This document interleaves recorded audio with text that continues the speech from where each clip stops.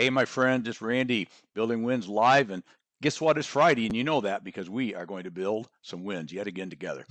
So, back in September of last year, I had the pleasure of having our guest today, a repeat performance by the one and only, the incomparable Ben Gay III. And I really wanted everybody that didn't meet him the first time, you got to meet the guy. You got to hear his stories because I'm enamored by him, as is my friend and producer director Wes. Every time we talk, we learn more and more and more. And we the last time we were not in studio. I was not in studio. I was actually in my mobile studio, which is my car, which I attempt to not do. But and I apologize to Ben, and this is the kind of guy you're going to find he is, a true sales pro. I apologize because 15 minutes prior to showtime, I was finishing up at a customer open house, drove down the road. It was hot in September, still a little warm, found a tree on a side road, pulled over, hoped I had enough Wi-Fi on my phone to work, and we did the show from there. And I apologized to Ben, and when I said, look, I'd love to have you on again, just in general, but I didn't feel like I gave you maybe the experience I wanted to, or had the experience I wanted to. And I know he said something along the lines of, you're doing what you should have been doing, taking care of customers. And that's the pro that that our friend Ben Gay III is. He's a salesman, a speaker, a sales trainer, but I think most of us has got to know Ben, refer to him more as a living legend, because he's been with just so many great names that we'll talk about as we get going. But I'm going to quit talking. We're going to take a short little bumper here, and we'll be right back with Ben. Thanks.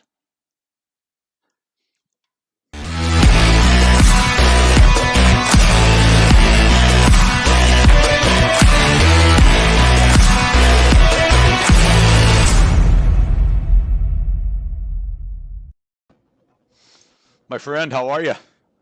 I'm doing fine, Randy. How are you? Could not be better. Could not be better. It's been it's the end of another outstanding week in the world of sales. And I mean, how many times do you get to talk to the one and only Ben Gay III, right? I get to talk to him frequently. I Uh, knew that was a segue for you on that one. I knew it as soon as I said it. yeah, you throw me a softball, I'll hit it every time. And that was as soft as it could get. That was a little underhand baby toss, wasn't it? Yeah, you just I came did out do of one the thing. trade show, right? Pardon me? Weren't you in a trade show earlier this week?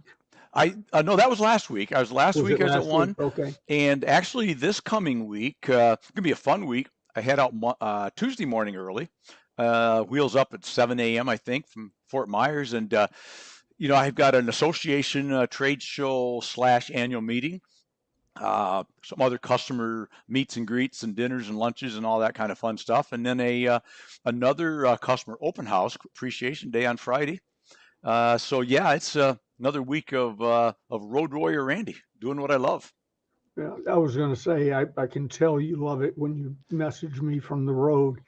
I think you and I are among the percentage wise, the few people who actually like trade shows. I'm a people watcher. So if I just sat in a booth and watched people go by, I'd be sort of happy. And Exactly. yeah, and then I like to meet people, make new friends, etc. And I'm always selling a product or a service that I really believe in. So trade shows are sort of heaven. You don't have to drive around between appointments. you know? Oh, exactly, Yeah, exactly. And it was so good to get back to doing them because it's yeah. you're right. You get that, and I love, and as I've got older, and that gray hair does. I don't dye my hair, Ben. It is actually earned, but as I've got older, it used to be I don't want to say, I don't want to mean it the way I'm going to say it the way I mean it, I guess. As I was young and dumb, because I'm not saying all young salesmen are dumb, but I was, and I had Me this too. idea that we grow up sooner or later. Now, my lovely wife, the Dixie chick, will not say I grew up yet. She says, could we shoot for something more than 12 years old? But anyway, I I used to go to trade shows, Ben, and I would, if the show was say in Nashville, Tennessee, you've been in and out of Nashville, I'm sure a million times. I would get there the day of the show, haul my suitcase onto the little bus to the Opryland, run into the show, stick it behind one of my vendor's curtains, and hey, I'm Randy. How are you? Literally, like because I'm just always running and gunning. And as I learned over time that you got to be systematic with that, and I found out two things. One, I'm not in the right state of mind then because I'm too Yeah. hurried. But secondarily, when the biggest day that I found for a trade show to get the most out of it for me is the day before and the evening before the trade show. And everybody's getting in, nobody's tired, nobody's been drinking for 4 days. It's kind of a fresh, right? So I don't know if you found the same thing, but real quick, if you don't Yeah. mind, because I have to give a shout out. Kirsten and Barry are two first people on. They are always vying for number one and number two. And Kirsten, you beat Barry again. That's all I got to say. There's another prize. Another prize. Well done. I applaud. Barry, you can do better. Anyway, so 4+ decades of selling, right? For you.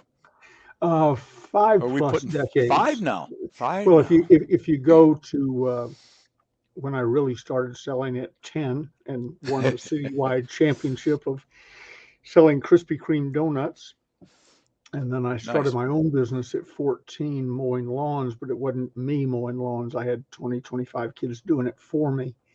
Right. And so it was a legitimate business.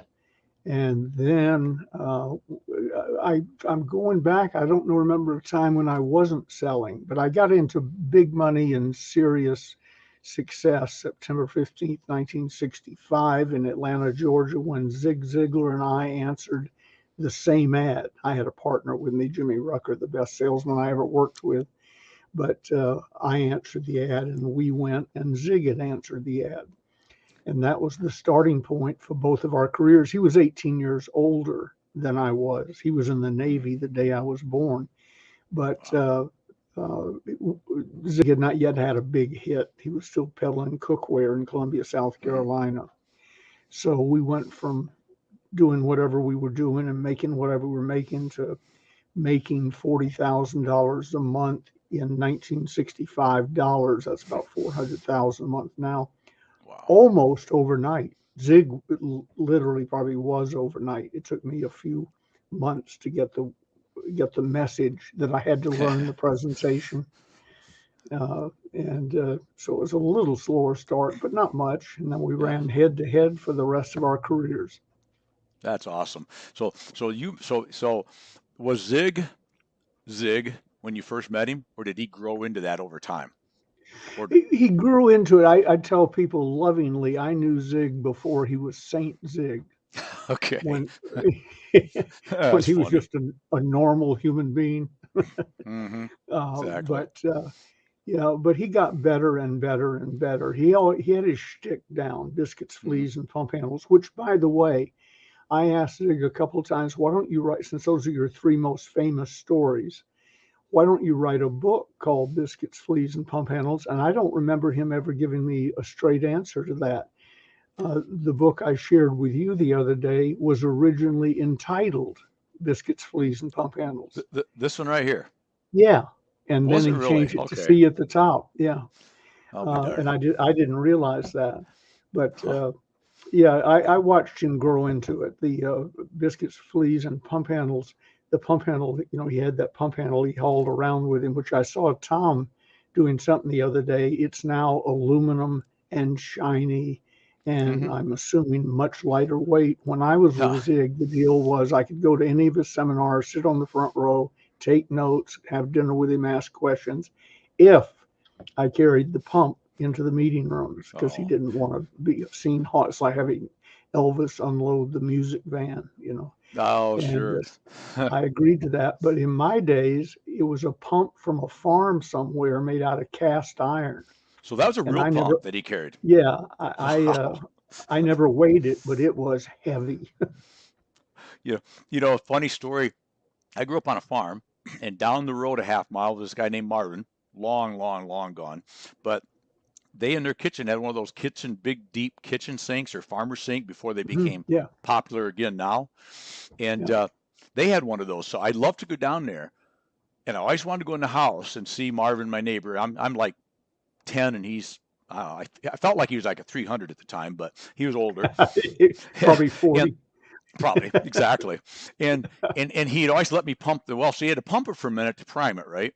And then finally the water started pulling out, and he'd have this little tin cup that everybody used the same cup. These had one little Mhm. tin cup, and you just kind of rinsed it out, maybe, or maybe you didn't. And I still remember that. So that's amazing that that's what Zig had, is the actual, not a facsimile, but the real thing. That's pretty cool. It was, I don't know where he might have borrowed it out of some farmer's yard, but it was the real, the mud was off of it by the time I started carrying it. But the sort of the dirty, grungy pump was still there and heavy. I'll bet. I'll bet. So that's awesome. So you and so you and Zig started your sales career together, grew it into some big stuff, and I think, if I remember right, around 25, you became president of something pretty big, didn't you? President of Holiday Magic Cosmetics, Yeah. which was then the largest direct sales MLM, now we call it network marketing company in the world, bigger than Amway and Shackley Wow. combined at the time. So it was a pretty big deal, and I've sort of lucked out. I won a national sales contest, and the prize was a secret prize. Well, it turned out the secret was presidency of the company. And when I Oh. asked the owner, William Penpatrick, why was it a secret? He said, because if somebody won it that I didn't like, I would have changed the prize. But he, but Perfect. he said, That's but I perfect. like you, Oh, which that's enabled perfect. me from then to the day Zig died to say, people say, did you know Zig? Oh, yes, he worked for me, which was Ah, true after I became president. right, right, right, right. That's amazing. That's amazing. So, we talked about, in the intro, and I could have went for about 12 and a half minutes of this show, boring everybody with all your accomplishments.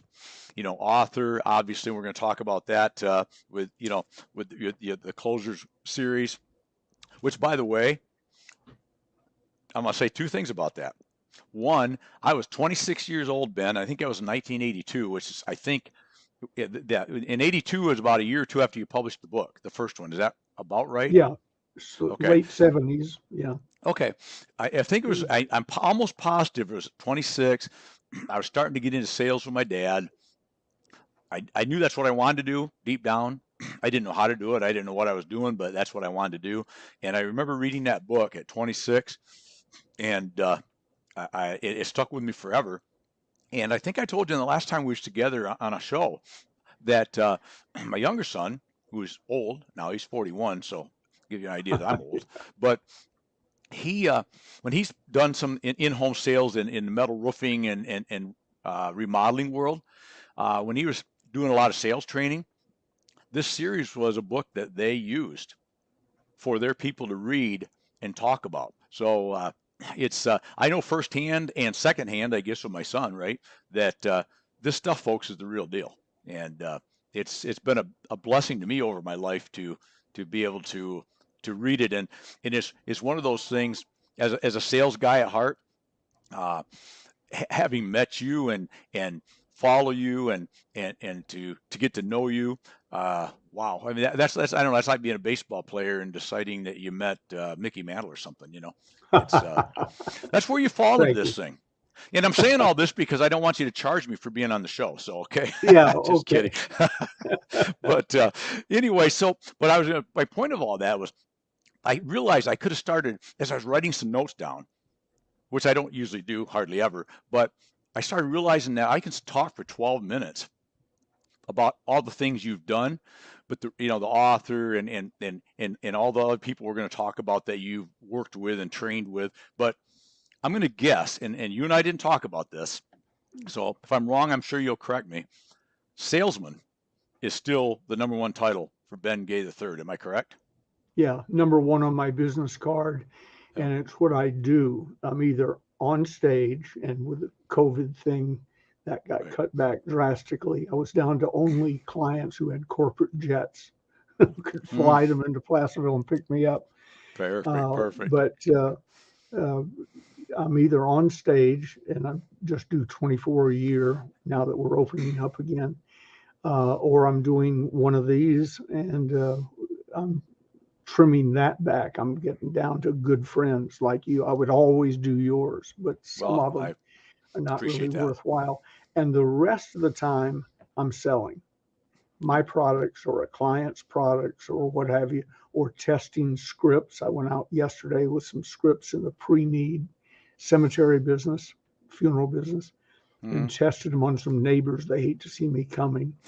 Uh, but testing to make sure it reads right. And I tell them to be as natural as they can be in responding with what their legitimate concerns would be. So I sell, and one of the reasons, Randy, is I followed. I won't give any names, and most of them have gone to their great reward. But I traveled around and did seminars with people, and they worked for me because we hired dozens and dozens of the top speakers in the country to do seminars in the MLM business. Uh, and I slowly discovered, not in the very beginning, but slowly, that many of them hadn't sold anything in 40 years, Wow. and they were spouting theory. They were spouting what they've been doing for a while and what they heard at the last seminar. So Mhm. remember when you were a kid and you whispered a story in somebody's ear and it went around Mhm. the room. By the time Around it the got room, and back to you, it yep, bore no exactly. resemblance. Totally different than what it was. That's Yeah, yeah, there was a that's lot of funny. that going on, and then some of them had never sold anything ever except tickets to their own seminars. And so I learned, and I thought I learned early, and I've stuck with it. Stay in selling. I was the number one salesperson at Holiday Magic Cosmetics while I was the president. I Wow. kept my organization Yep. and kept moving it along. Yep. I could have won every contest from that day forward. As president, I couldn't. But no one, while winning a contest, ever hit the figures I was hitting routinely.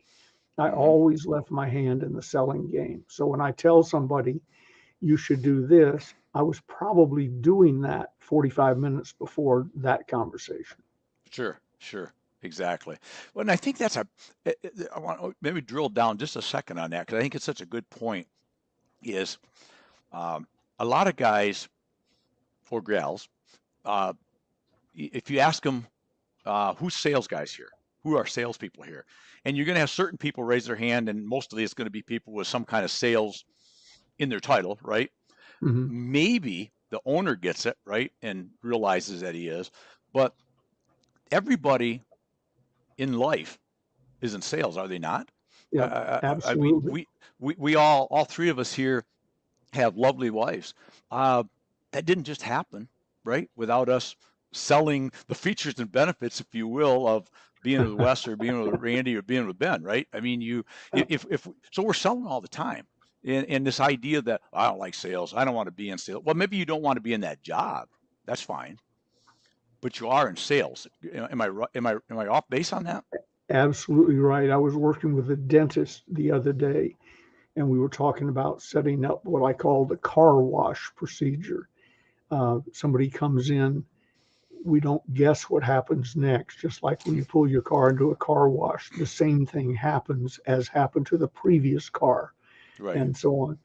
So we were setting the system up, and he said, "Okay, well, who should I attend?" I said, "Everyone, you included." And do you have a janitorial cleaning group? Yeah, we do. Fine, they should attend. Well, why should they attend? Because they bump into patients. They need to know what we're doing here, what the game is, and they should be rewarded on some sort of profit sharing basis where when we all do well, we all share in the profits somewhat. And he said, I never thought of that. I said, I know. That's the reason I'm here. That's why you're here. That's Yeah. funny. But that's Gigi, my wife. Gigi used to Hmm. work at a bank. She was later a consultant, but she started out, I think, as a bank teller. And one of the things, it's a small, by small, 40 some odd branches, local Hmm. bank, Eldorado Savings Bank, excuse me. And they have a thing to this day. I was in there the other day doing something and I saw one of the envelopes. They have those brown envelopes with the lines on them, where you Hmm. fill in somebody's name and the Right. string on the back Oh and it yeah, yeah. goes The little on. And then tie when thing. you Yep. get it, you cross yours out and write Yep. in the next one and so on. And they even do it with number 10 letter size envelopes and Hmm. so on because they've had it drilled into them. We're all in this game together. They have a strong profit sharing program. where they get stock in the company, which has done very well. And it's a team thing. I was struck by it. I was picking her up for lunch one day, 20 some odd years ago when she was still there, and something came by and she was done with it. And I went to throw it in the trash can, and two or three people, including Gigi, said, "No, no, that comes out of our profit." Wow, I go, nice. whoa. And that's the way I look at sales training and all of the aspects of business. We're all in this together, and we can do everything perfectly, and the janitor can snarl at somebody and undo $1 million deal. Hmm. Right. Well, that's really interesting because I love hearing your thoughts about that because you take in my world, which is in the construction product industry, Mhm. and so of course you got the owners of the company and you got the sales team, right? But what you just said is so important. Once the sale's made, it could be by the salesman calling on the customer. The customer may came into their or have came into their business, but the contract signed, right? The deal's made, however that goes down. They may not. That customer's going to see the driver 2 or 3 times delivering product, right?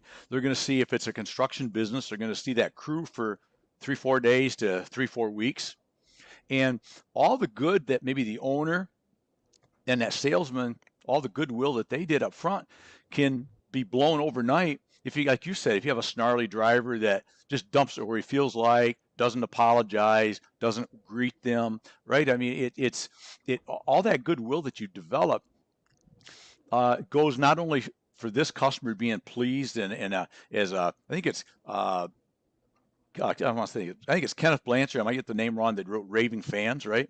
Um, Ken Blanchard. Mhm. Ken Blanchard. I always loved that theory, right? That satisfied customers will still leave you. Raving fans likely will not, right? And we Right. all want to try to get raving fans. And but all it takes is that driver being snarly or the construction crew cussing and swearing and throwing stuff all over and not caring, not saying hi, whatever, to undo all you did, right? So I think that's where that sales thing comes into play and why we need to do a better job. I guess is my long-winded way of getting to this of training everybody in the organization, as you said, from the janitor to the CEO of the company, right? Absolutely. And the little things can kill you. Hugh Harris, when we're personal friends, but when I worked with him in business, and probably will again, ran one of the largest home improvement companies in the country, Dixie Home Crafters out of Atlanta. And he was always talking about, I have 300 people or whatever it was on the team. It was hundreds. And I said, no, you don't. And he said, what? I said, you have one. You have the one person standing in front of your customer representing you at that moment. And it wasn't 2 weeks later when he called me and he was in his mad, but in hysterics laughing. They had a hard sale to make: roofing, siding, doors, Hmm. windows, the whole thing. It was a big, big job on a good sized house. And it was all done. And for some reason, the paperwork hadn't been signed, but it was agreed to, and they were starting the job. I think the salesman was going to show up with the material and get everything signed. Financing had been approved. Done, deal. The homeowner's in the house. The phone rings. It's her next door neighbor calling. And she says, would it surprise you to know that one of the workmen that's working on your house is peeing on your air conditioner or your heating, that unit Oh, that sits in the yep, bushes? yep, yep. And she Oh, said, yeah, it would. It really would. And the guy arrives at the door, the salesman with the paperwork, and the lady said, deal's off. wow. A guy who had to go to the bathroom, didn't have the sense to go to the bathroom before he got there. Failing that, didn't have the sense to knock on the door and say, would you mind? Right. Decided to go under heating an air conditioning unit behind the bushes, and a neighbor saw her and killed. I'd like to make up a number, but I really don't know what it was. But $100,000 deal, Hmm. because he, like Just many men, he had a little problem. He couldn't keep it in his pants. yeah, good Sorry, that point. just came to me. No, that's okay. I like that one. That's good, and you're right. That's a that's a funny story. Wow. Well, you talk about we talk about in sales a lot the old theory, right, of don't buy the sale back, and a lot of times sales guys are guilty of that. Unfortunately, here again, somebody that wasn't the I do air quotes here in sales just bought that sale back though, didn't they? Yep, sure did. Yeah. And the Wow. salesperson frequently does it himself or herself. Spend Hmm. an hour selling, 30 minutes buying back because you don't know when to shut up and so on. But Yep. crucial that you get everybody on the team pulling the oars together and that they're recognized and rewarded in some way for doing that. Take Right. 10% of the profits and put it in a pot and divvy it up. Plus, you earn whatever you earn in your own personal commissions, Hmm. whatever. But show them what we're trying to accomplish here and that there's something in it for you. Right. Right. Huge. Yeah, that's very important. Good advice. Uh, so we talked a little bit about Zig, and we can certainly go back to Zig. I think I held the book up that you were so kind to have sent me, which I did a shout out after I got it because I was so excited. But thank you again officially. You're welcome. Um, that was real a massive, huge of you to do. And actually, the first night I got it, I started reading it again. I remember it well. But let's chat a little bit about there's so many people, well-known people that are in this world or have read and followed and stayed up in the world of sales that you've worked with. But Earl Nightingale, another big name that people know. Uh, what can you what can't you tell us? But what do you want to tell us about Earl that was maybe super unique or we may not know? I'll tell you, everybody knows, I think, the day I joined Holiday Magic, I was given a copy of Think and Grow Rich, and Dr. Hill Hmm. wound up working for me years later, and I was given this record, I'm trying to get it in the Oh, I frame, got it. Yep. The Strangest Secret by Earl Yep. Nightingale, a 33 and a third record. And he wound up working for me as the voice of Holiday Magic, Stay Power, Motor Oil Additives, Bob Cummings, Vitamins, Ameriprise, Home Care Cleaning, all of our companies. He was the voice. Okay. And just a wonderful gentleman who was a guest at the house many times, loved to go out on the boat. I almost killed him one day on San Francisco Bay. I didn't know a big ship had gone by, and I'm in the Coast Guard, stationed on San Francisco Bay, but this happens to be in one of our personal boats. Hmm. And I didn't see the trough coming. A Yeah. wave you can spot. A trough is different if you're not paying attention. It's Makes almost sense. invisible. And we went down one side of the trough suddenly and then up the other side like one of those bike extreme sports people. Hmm. And when I dropped to one knee, I was at the helm. I look up and Earl's gone. He'd been Oh no. standing up on the bow drinking a bourbon and soda, looking out over San Francisco. And I thought, oh my God. So I looked behind me. Dr. Hill, Napoleon Hill, was on a lawn chair, which I shouldn't have had on the boat, but we were just going to go out for a nice little quiet cruise on a calm day. It was askew, but he was still in it. So I said, okay, Dr. Hill, stay there. And I ran up on the bow and I'm looking around trying to find Earl. He fell off the bow, pardon me, but he hooked his knee on one of the stanchions. So he was Oh. hanging upside down, uh, heads almost in the water. If it wasn't, I don't really recall. And we Yes. pulled him back up. And when he came up, he still had the glass in his hand. The bourbon No was way. gone, but he had seawater in it. Yeah. I said, you saved the glass? Yeah. He said, well, I Yeah. wanted another one. Well, And exactly. I said, Earl, I am so sorry. And he said, Ben, if the Japanese couldn't get me at Pearl Harbor, Ben Gay isn't getting me in San Francisco Bay. And which reminded me, and a lot of your viewers may not know, Earl was in the Marines in a small contingent. I think there were 19 of them on the Arizona, December 7th, 1941, when it was blown out of the water, out from under it. Wow, I did And not know that. so Wow. falling off of the Holiday Girl in San Francisco Bay wasn't a big deal to him, Not, as not a big long as he deal. still had Yeah. his glass. He had his glass. Well, that's the important. The only thing, Earl, would have been you could have took that last slug before you went over just to be He may safe. have. He may have. Never Yeah, waste I never wasn't waste a good watching. yeah, never waste a good bourbon, right? Yeah. But He was oh, that's he was funny. also the voice of Sky King. Sky King, for some of your viewers roughly our age, that you probably remember from television. It Hmm. was a weekly series or Right. whatever half-hour show. Sky King flew around with his niece Penny in a Yeah, that's plane it. called the Songbird, solving. He was sort of a light-hearted, jovial paladin. Paladin came to your town and shot people. Sky Yep. King came and loved them back into line. Well, Earl was the voice of Sky King on the radio. So cute story about. I have two stories if we got time about Earl you like. Oh, yeah, absolutely. You got all the time you want. Okay, his manager, later partner, Lloyd Conant, came to him one day when he was the voice of Sky King and said, "They want you to go out to the airport, and they're sending somebody over to measure you for the costume, where you look like a flying cowboy." And Earl says, "I'm not doing that." And Lloyd explained to them that the Nightingale Company, then it wasn't Nightingale Conant yet, Hmm. was not rolling in cash and couldn't afford to lose the Sky King role. So yes, he was going to go do it. So reluctantly, he got in his little cowboy outfit, sort of like Roy Rogers with a Yeah. clean white hat, and got in an airplane out there. I don't think they even flew it. I think they taxied it over where the waiting little children were. And Earl got out as Sky King, mad. It was beneath his dignity.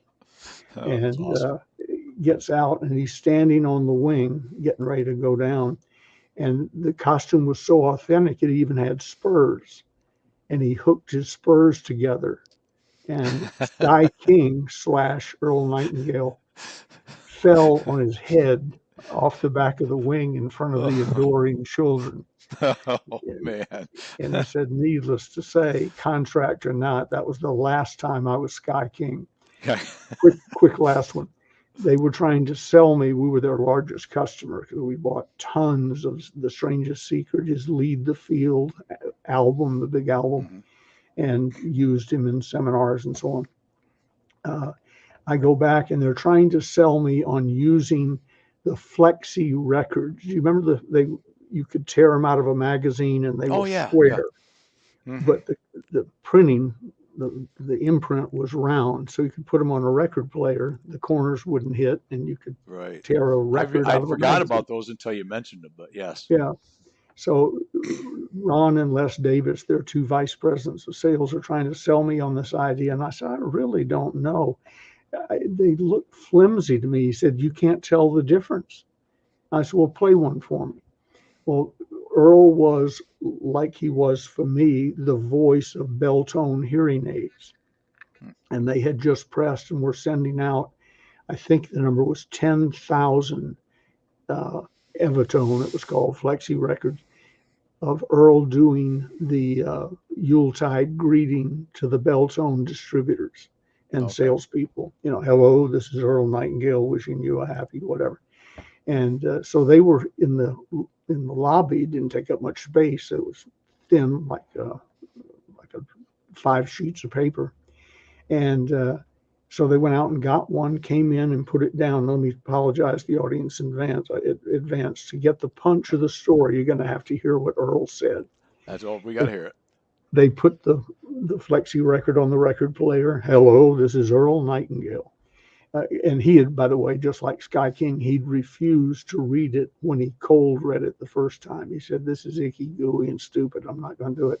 And Lloyd Conant explained to him again that they couldn't afford to lose Beltone, and he was going to read it.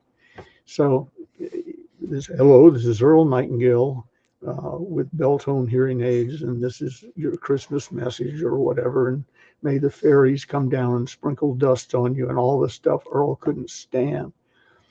But he worked with an engineer who, by the end of their careers, I think had been with him 40 or 50 years, who knew that Earl was a cold read. You could hand him a New York phone book and he'd just read it, not mispronounce a single word.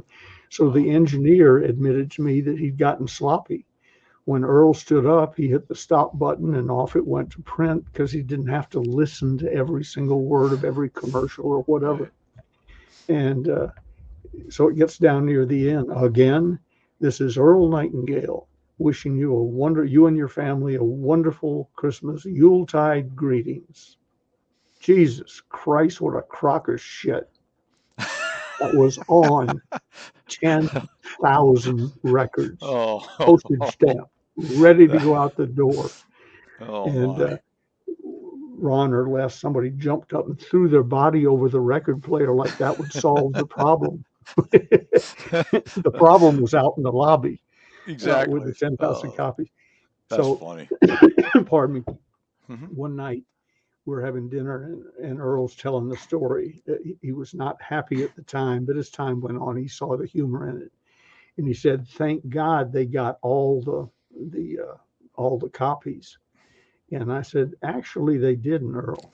And he said, "What?" And I said, "Well, there was one on the record player that I was listening to, and they went out to catch the 10,000 in the lobby, and I took the one on the record player and put it in my briefcase, and it's at Oh, my home office." And he oh. said, I got to have it back. I said, "That's not one of your options. I want to hold that over your head for the rest of your Forever. day." And Yeah, I that's did. awesome. And Randy, it's in here somewhere in the shipping department, in storage somewhere. I never threw it out.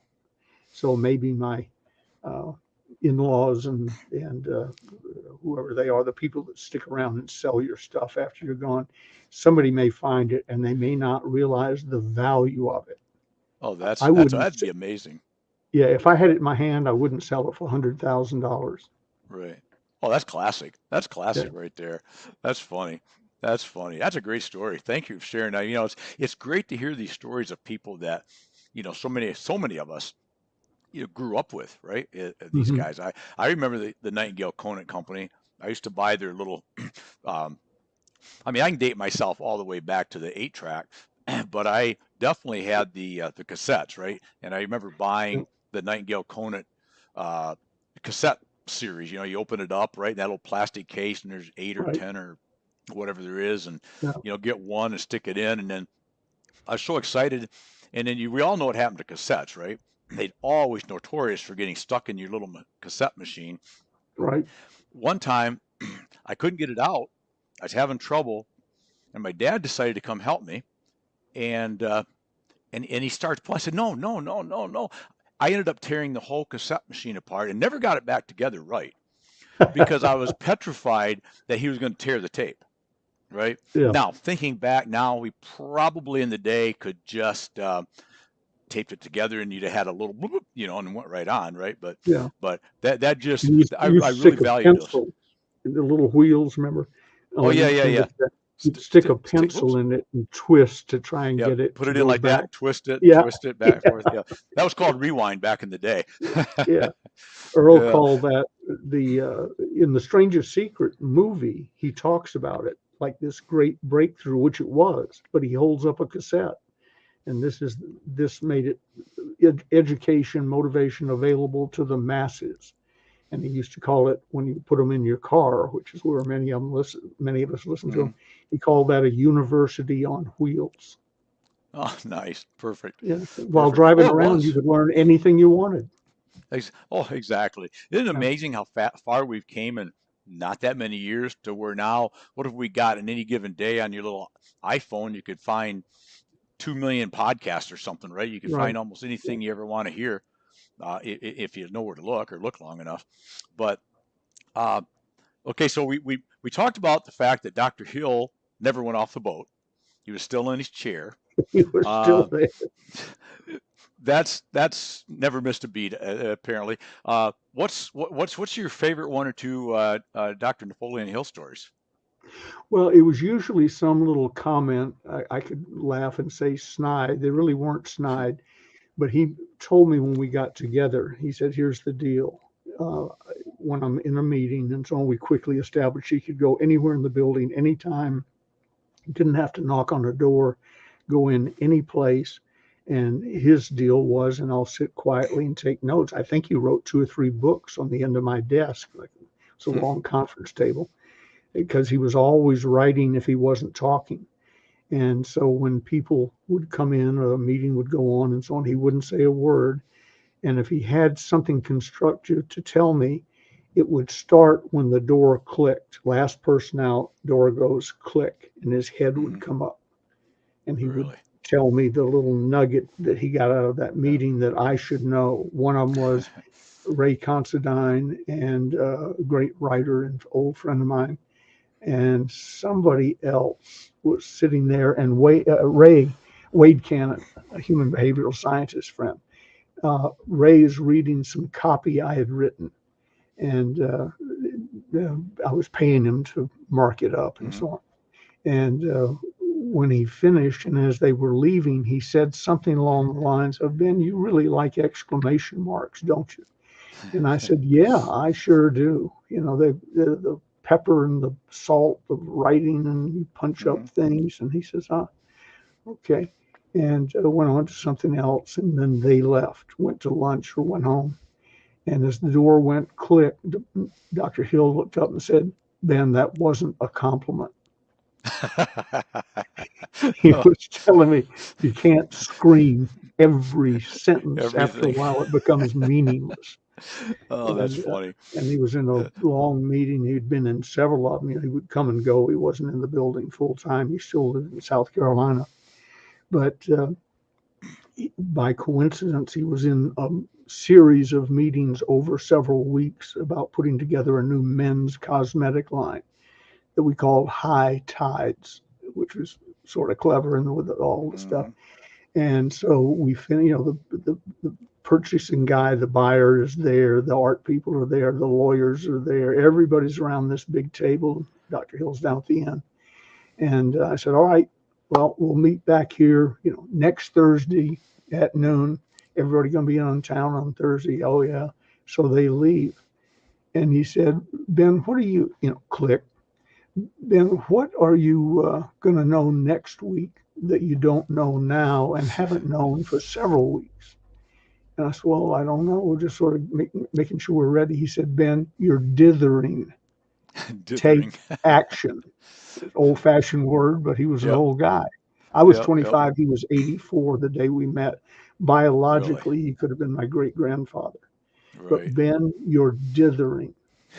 And I have shiny object syndrome. I still do. I have to Mhm. fight it. For instance, Mhm. off to my left uh, is a television that's always on, monitoring the news. In case, no, I always say in case we're in World War III. Right. Currently, that's a distinct possibility. Yeah, It used to exactly. just be Unfortunately. a throwaway phrase. But since you and I have been talking, I have great peripheral vision. I saw breaking news, probably nothing of any consequence, but breaking news. And my inclination was to, Yep. to turn. And I thought of Dr. Hill since we've been talking and stayed focused on the lens, because he would say, when something went on in my secretary's office, whatever, my head would pop up. And he said, "Ben, focus, focus, Ben, one thing at a time, focus." And then I learned taking action from him, not to dither. Anytime I was inclined to dither, I didn't do it in front of him. Uh, I got to and make a then, note. I got to write dither down. yeah, and I'm I, not ignoring you right now, but I got to write this no, down because that's I'll all forget right. it. Yeah, Dither. it's I love very it. old fashioned, but very descriptive, isn't it? Yep. I'm doing a seminar not too long ago in Las Vegas, and somebody asked me, I hate questions like this. You know, what are the 5 most, 10 most important things you learned from fill in Hmm. the blank? I know a lot of great people. But it was, what are the 3 things that you remember most that Dr. Hill taught you? And I thought to myself, brain, don't fail me now. Because, I could give me an hour and I could tell you 200 things he taught me, Hmm. but 3 spontaneously. And so I just sort of shut my eyes and let my tongue run. And whoever watches over me came through. And I heard myself say, integrity, absolute integrity in all of your actions, both business and personal. 2, focus. And 3, take action. Those were, of all the things he taught me, all the things we discussed, most of it in casual conversations at the house or in my office or at Hmm. lunch or whatever. Those are the 3 that leap out at me, literally by luck that day and truthfully. But I was quoting Dr. Hill somewhere the other day, and a guy, I guess we were in a meeting, and I forget what I quoted, something he was semi famous for. He said, actually, the way he said it, the way he wrote it was, and he gave me the Law of Success version and the uh, Think and Grow Rich. This is a 75-year-old book signed by Wow. him. Uh, he gave me the version out of the book, and I said, "Well, that is the book version, but I don't remember you being at the house." And he said, "Because I only known you a few years." And he said, "What do you mean at the house?" I said, "Well, I was telling you what Dr. Hill told me over dinner while staying at the house for the weekend." Oh, So that's awesome. that's the subtle little difference in my Right, relationship with Dr. Hill and most people's relation. right. Bob Proctor just died Hmm. uh, 2 or 3 weeks ago. Great guy, Yeah. used to work for me. He was a distributor in Canada for us.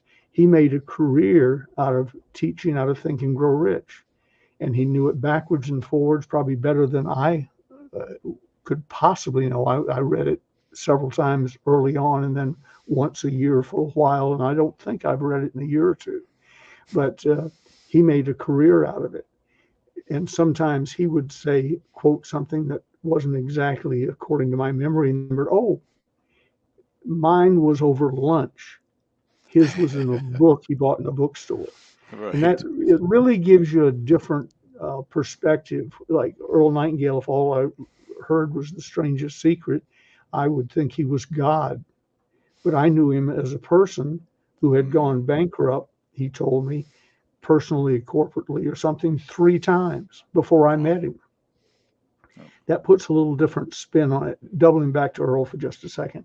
He says one day to me, we're in his office at 333 North Michigan Avenue. He said, let's go across the river here and have lunch. I have a friend joining us. And I said, okay. I remember it was bitter cold, and I'm in a midweight or lightweight California suit, had flown Hmm. in just for the meeting. I encountered that uh, blast you get right off Lake Michigan Oh, in a light suit with a block to uh, go. And so I got through that experience, and we walk in, and I'd never asked him who we're having lunch with. He said a friend of his. And we walk in, and when this guy stood up looking at us with his hand out, that was obviously who we were going to meet. But I'd never seen him, even a picture of him. And this unmistakable voice said, "You must be Ben Gay." It was Paul Harvey. And wow. Okay. Earl and Paul were friendly rivals in the radio business in Chicago and later all over Wow. the country. And I don't today. I seem to have something in the smoke or the pollen or something, a little raspy voice. But normally, compared to them, I sound like Minnie Mouse. So I'm sitting Earl on my left, as best I recall, Paul Huh. Harvey on my right, and they're talking. And occasionally, out of politeness, they would say, "What do you think about that, Ben?" And I go, "Well, uh, whatever you said is fine." you know, sitting between Paul Harvey and Earl Nightingale. Oh my. I'm That, 25. They're grown men. You know, right. That's amazing. That's man, yeah, you don't I can listen to these stories for the next 27 years. So it sounds like I may have to come to is it Placerville or Placerville? How do you pronounce where you live? Placerville, Placer. Placerville. It's where gold was discovered. The gold rush Okay. started 6 miles from where I'm sitting down at the Coloma River or American I River. I looked forget which up river it is. Placerville the other day, thinking about our chat on the show, just in case it came up, which it just did. But man, it looks like a beautiful town. It's a cute Yeah, little. yeah. There are a lot of them on the West Coast. Little gold rush towns. They were all sort of built in 1849. Hmm. The Nice. original part. And if Right. you want to see our main street, Google placerville.com or placervillecamera.com, something like that. Okay. And looking right down Main Street, where most of the restaurants we go to are, and at the bell tower, which used to be used to call the volunteer firemen, they have a camera, and that's live, and you'll see life in the exciting town of Placerville. And the cute thing is, for me, I was raised in a bigger city, Atlanta, and therefore I love your wife's name, Dixie. I'm a Yeah. There you go. full-time professional Southerner There you go. and love the South. Uh, but when I'm watching the camera, I probably know half of the people that I'm seeing walk down the Do street. you really? That's Yeah, which amazing. is the joy, I think, of a small town. You know, Yes. everybody that's anybody. And Gigi's family's been here over 100 years. Oh, We were really? coming out of a restaurant one day, Randy, and I heard somebody say, "That's Gigi Run." Oh, no, about me. Who is he? Because I was getting good service because I treat people well.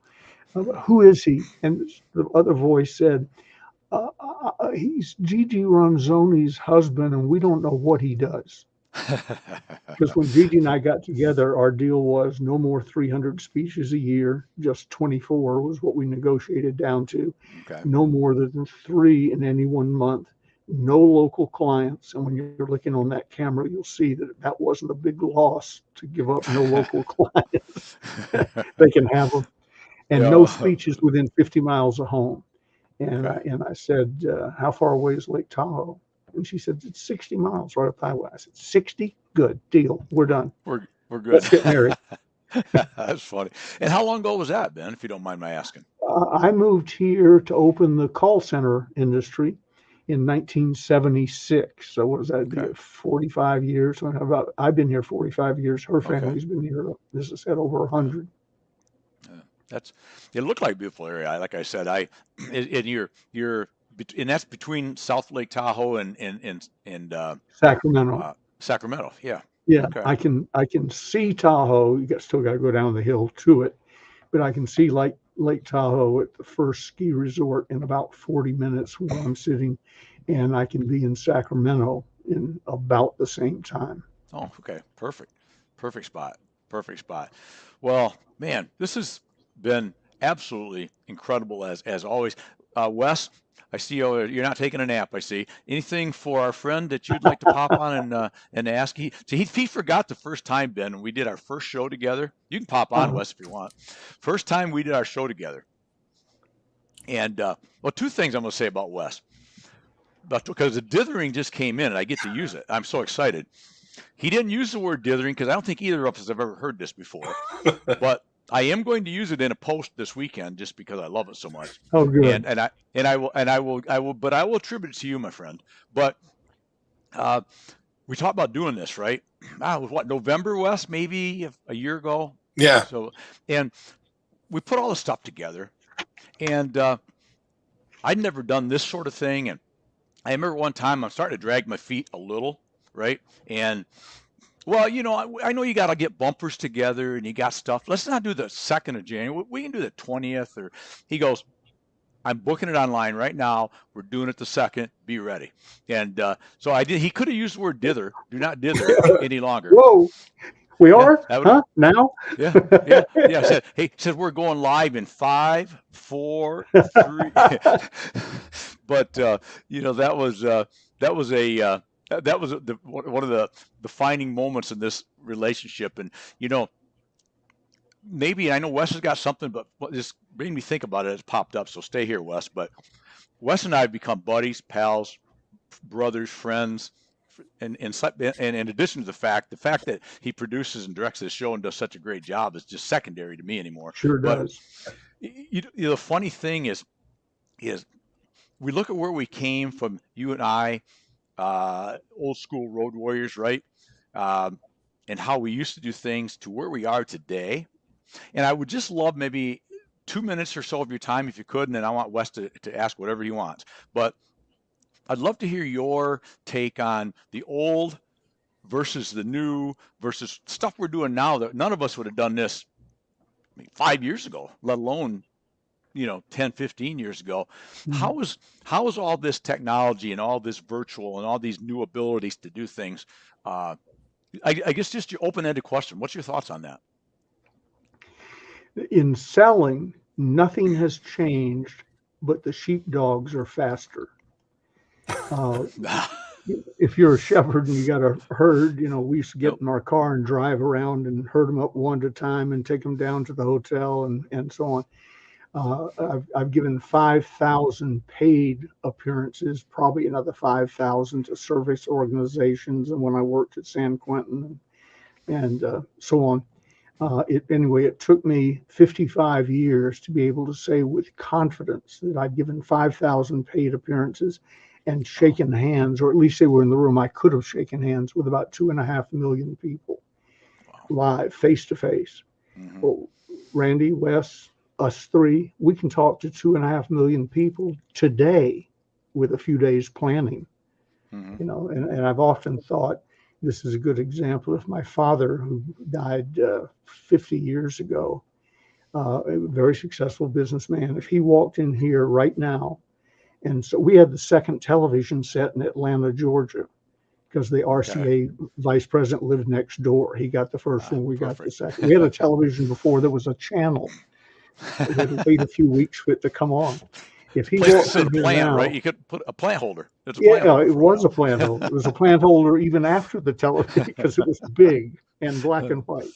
Hmm. Uh, if he walked in here now and saw me talking to the two of you live and discussing things and so on, I'm not even sure he would have believed it.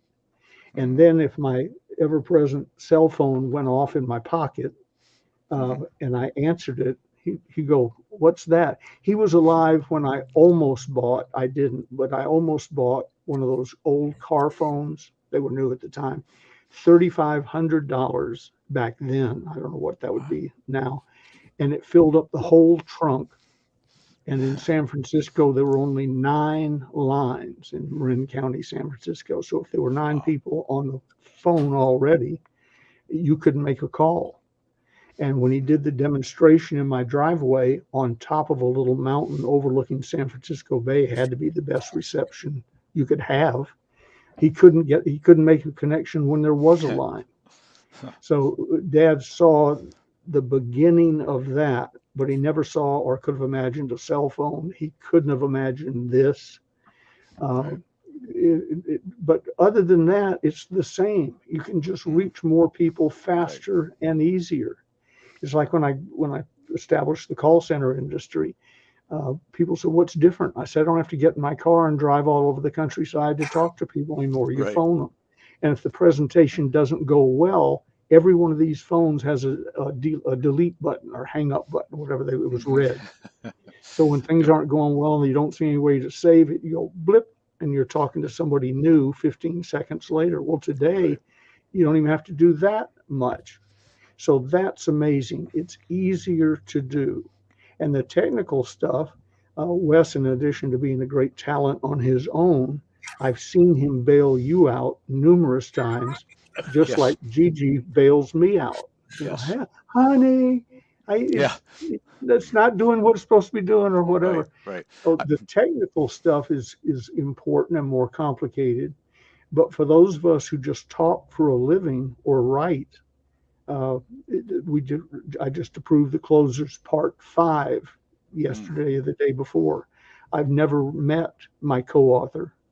I've never met the publisher. It's all been by Zoom and conversations and so on. Never mm, been in the same room together and maybe never will. right. So, same with the closers part 3. I've never met him. He lives in England. So Wow. Amazing. all that's gotten much, much easier and better.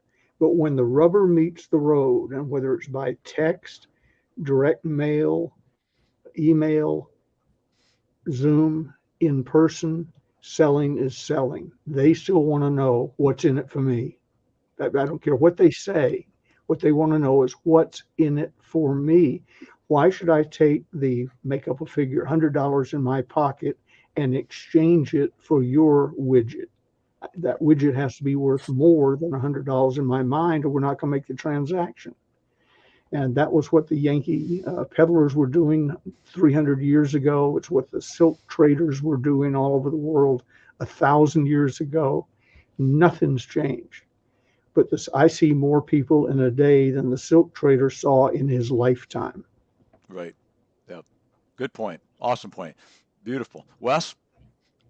Well, I mean, I guess the thing that I love most about this medium is I think back to like, P.T. Barnum, who he would, go out when he knew the train was coming by and would plow the field with an elephant, and he didn't use an elephant, every time.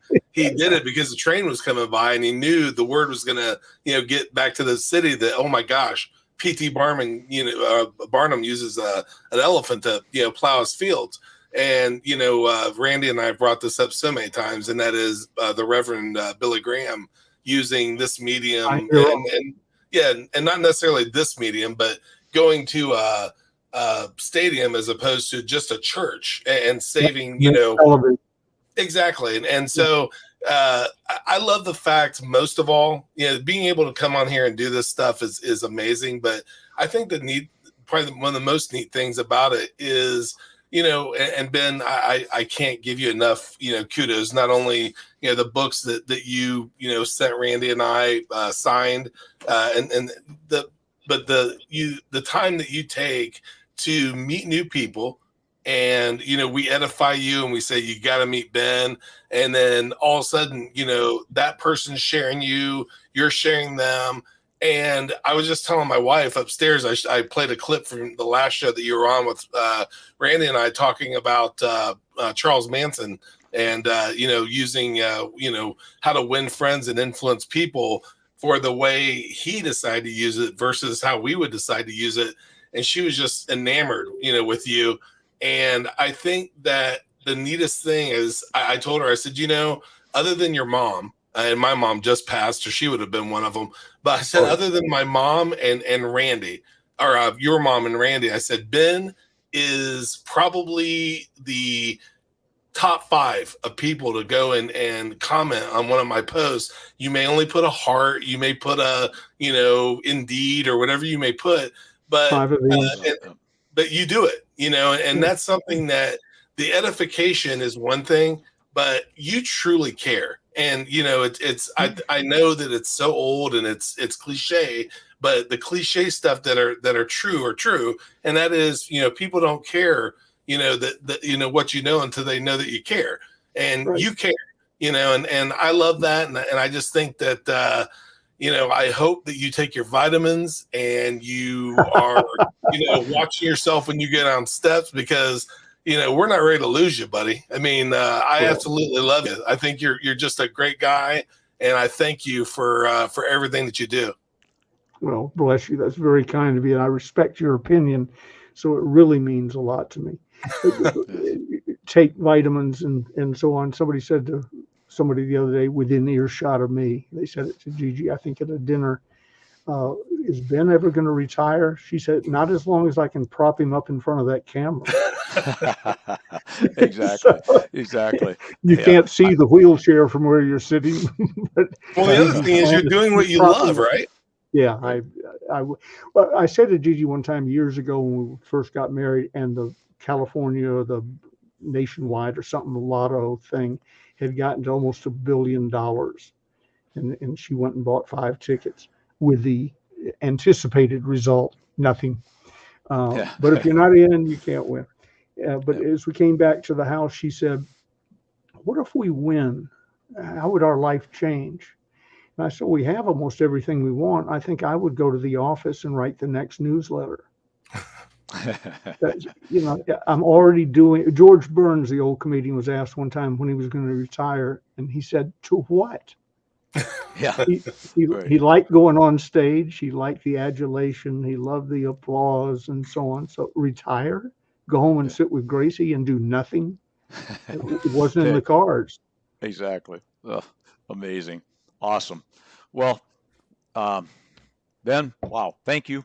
You've been, you gave us over an hour of your time, and I know it's very valuable. And just know that as Ben, I'll want to overly echo, or as Wes, I want to overly echo, but appreciate being a friend and appreciate you. And it's been amazing again, as always. Well, as I told you in September of 2021, I'll come back anytime. And it's taken you a while. It's taken you 6 months, but I'll come back anytime. I'll do better next time. All right. I love working with you guys, so it'd be an honor. Well, the honor's all ours. All right, my friend. If you, we're gonna, Wes is gonna do his magic stuff that he does, punch buttons that I don't know what would happen if I punched them. And I do. Yeah. Okay, you do know. And thank you for pointing out that you saw Wes save me many times. I appreciate that. But Wes is gonna pop you back in the green room for a minute. We'll be back and chat for a couple minutes off camera if that's okay. Certainly. Ben, thank you, my friend. Appreciate you, bud. My pleasure. All right, there he is. you gotta watch the replay and watch the replay again and share this out because you're not alive, and you're certainly not alive in the world of sales if you just don't love Ben Gay III. And you've got to buy his books, buy them all. These are just two of them, signed, love them. I've learned so much from way back, and it's just it is amazing, and that.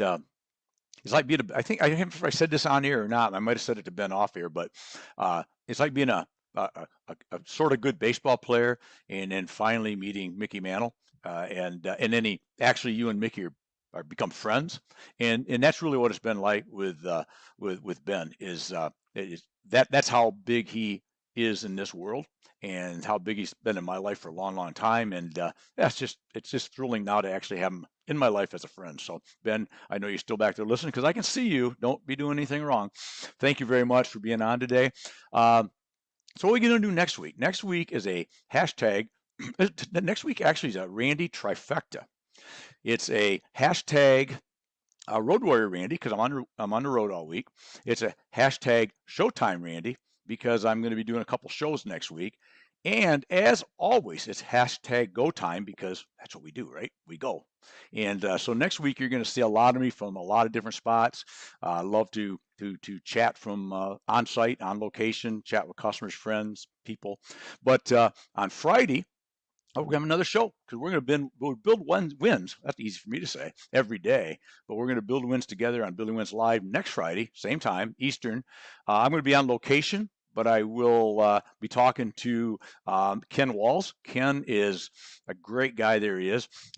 Ken does a lot of things. He's CEO of Client Solutions Innovations. He's the founder of Grow Live Academy, which he's very into what we're doing right here. He teaches and trains how to go live and be successful at it. He's got numerous, I call him a multi-podcaster. He's got numerous podcasts that he does.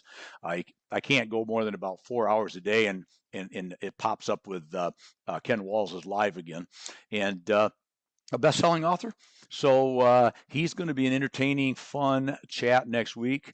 I will remind him, and somebody pop on, Barry or Kirsten, if you will. If I forget, he still owes me. I will buy, but he owes me a meet for coffee in his little town sometime because I've already scoped out. I scooped the coffee too, but scoped out the little coffee shop. So anyways, you'll enjoy that next week. But until then, I'm going to get out of here. Got some things to do with the Dixie Chick this evening, and hope you have a spectacular weekend. Remember a couple things that's important, right? Love what you do and do what you love. You got to live it, love it, and own it. And most importantly, make today your best day ever. Until tomorrow. Cheers, my friends.